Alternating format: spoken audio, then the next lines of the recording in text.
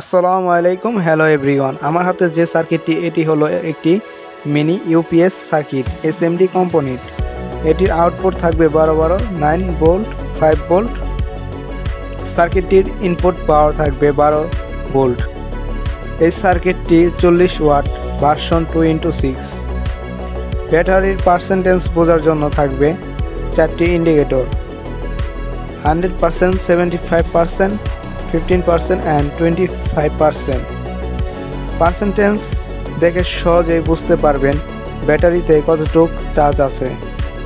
এটি আপনি রাউটারে বিদ্যুৎ চলে গেলে ইউপিএস সার্কিট দিয়ে অনেক সময় ধরে চালাতে পারেন। আপনি এটিকে কিনে নিতে পারেন এবং এটি প্রাইস থাকবে 370 টাকা। ইউপিএস সার্কিট গ্যারাজে পেয়ে যাবেন। লিঙ্ক দেওয়া থাকবে ডিসক্রিপশন বক্সে।